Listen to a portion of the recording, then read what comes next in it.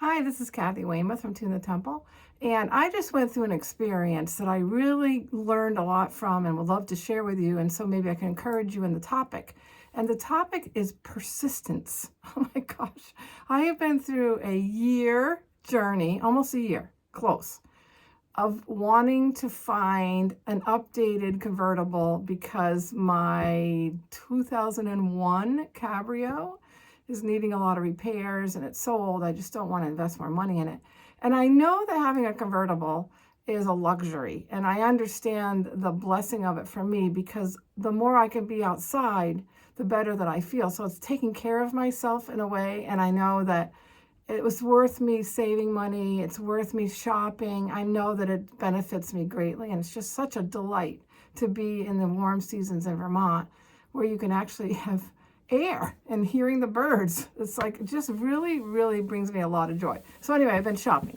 Now, I did want to record outside today because in the last video I mentioned how dark it's been. So here it is in February and the sun is out and I'm sitting outside and I'm very comfortably warm. I had to take my jacket off. Okay, so I want to talk about persistence and how you can develop it, or some strategies if you find yourself like giving up easily when you're trying to pursue something, you're trying to accomplish a goal, you're looking forward to something being different or change. So what is persistence? It's that quality that allows you to persevere, I can't use that word, to continue doing something no matter how difficult it becomes, no matter the roadblocks that you come across, no matter the opposition that you experience, you get back up, you continue your journey.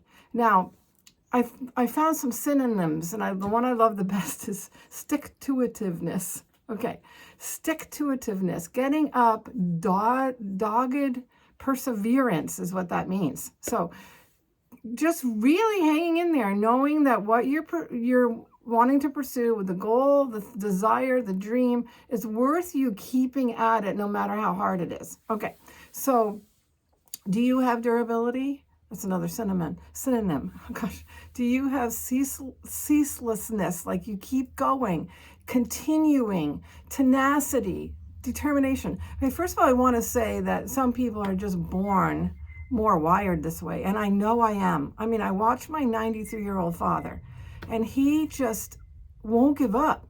If he's trying to fix something around the house and he can't get it to work right, oh my gosh, he keeps at it. And I'll say, Dad, why don't you just let it rest for a day? You can work on this tomorrow. And he says, I'm not letting that get the better of me. Okay, he's my Italian dad.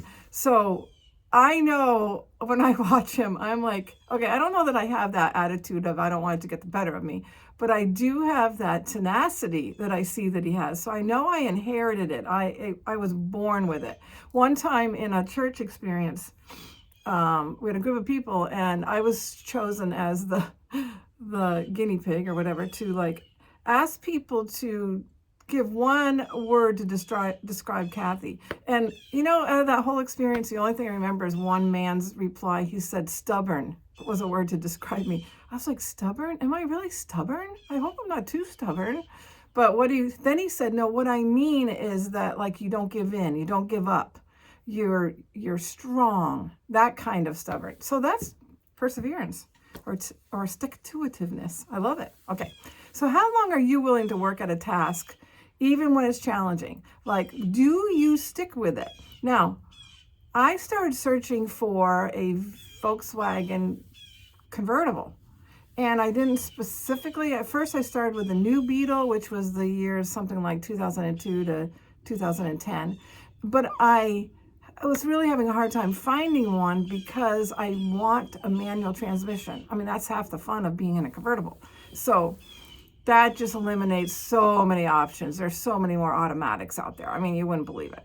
So I just really started looking on like six car sites, like carguru.com, carfax.com, edmunds.com, Kelly Blue Book, et cetera, et cetera. And then I also started looking on Facebook Marketplace. Now, the problem with Facebook Marketplace, did you know, like if you want to buy something, it'll come up like your zip code.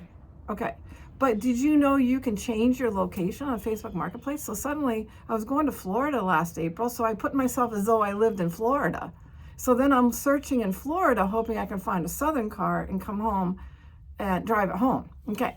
Then eventually I started looking in Texas because I found out there's more Beetle convertibles in Texas. So I moved my Facebook Marketplace location to Texas. The problem with that is you can search for hours. I mean, hours. I have spent so much time trying to find the right car for me.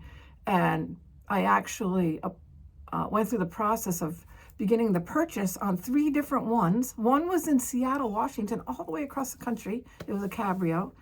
That fell through because they sold to someone else. Then I was pursuing a car in Texas, and that fell through because they sold it to someone else. And then I was pursuing another car in Texas. And while I was actually negotiating the price, a different salesman, this was a Volkswagen dealership, one of the other salesmen in the office sold the car to someone else while I was negotiating with my salesman. I'm like, this should not be allowed. Okay, this is crazy. So anyway, I'm here to tell you, I have finally found my car, and I'm flying. I am flying next week with my boyfriend, and we are going to drive it back about 800 miles, which is a lot closer than Texas. But I can't tell you how many times I was disappointed, gave up on one car, and then pursued it again. So here's some strategies and some things I learned that might help you. Make sure your goal or what it is that you're pursuing is really important to you and that you are highly motivated. And make sure that it's not about changing another person. Okay, you can't change people. You can only change yourself. But if you have a goal like I did of buying a specific vehicle, make sure it's really important to you. And I know it is important to me, and that you're highly motivated, because you're going to need motivation when it starts getting as though it's not going well.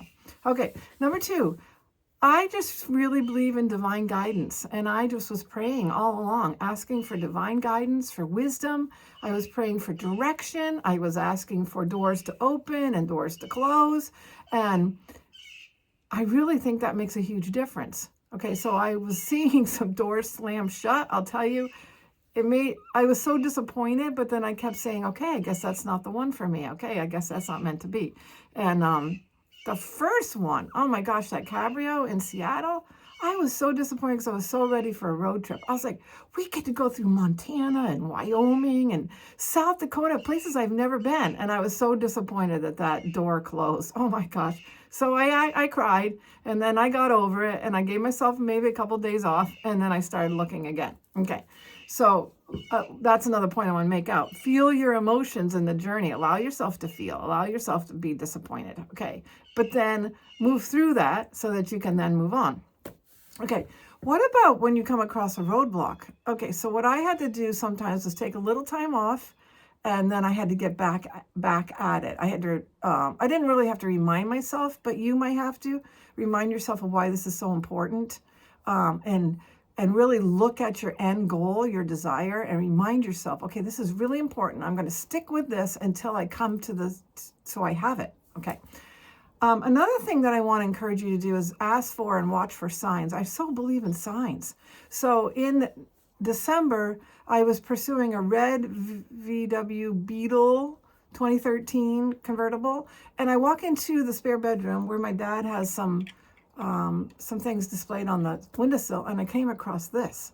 I was like, oh my gosh, it looks just like the car in New Jersey that I was pursuing, a red convertible and a Beetle, and it even has the similar seats. I was like, wait, is that a sign I'm supposed to get that car?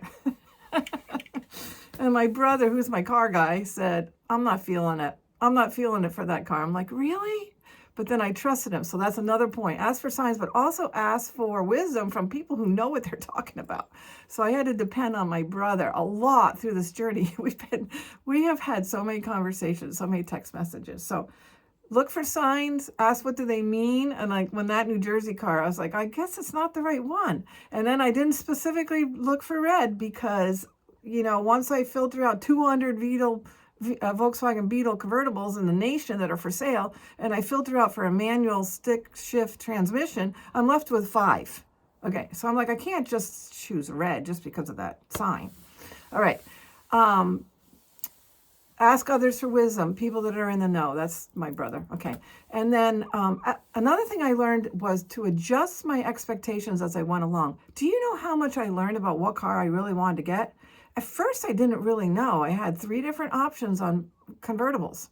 And as the journey went along, I was realizing, and I was doing a lot of research. What's more reliable? What should I go with? I was talking to my mechanic. I was talking to my brother. Do you know my shopping got really fine-tuned as I went along because I was really learning from all that I was going through. So, glean from the closed doors and glean from your research and glean as you go and say, what am I learning and how can I use this to help me reach my goal? Okay.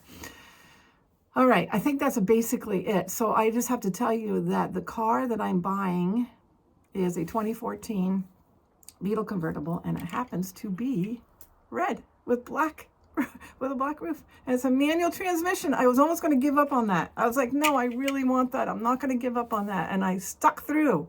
I could have bought a car months ago if I hadn't just stuck on that one thing I really wanted. So, all right. I hope my story inspires you that you too can be motivated. You too can reach your dream, reach your goal. Know that you're going to come across roadblocks. It's going to happen. And if you're not as tenacious as I am, plan ahead for your roadblocks. What are you going to do when you reach them? Because you are going to have roadblocks. Okay. Well, how are you going to press through those? So that might help you if you plan that ahead. Okay. So this is how to be persistent and reach your goals. Okay. Kathy Weymouth, I hope this really encourages you. And next week's video, I'm hoping I can just get a short video of me with my new red Volkswagen and upload that for the weekly video. Okay. This is my journey. Oh my gosh. I can't believe this journey is finally coming to an end. Oh my gosh. Okay. I'm so excited. All right. Kathy Weymouth at tunethetemple.com.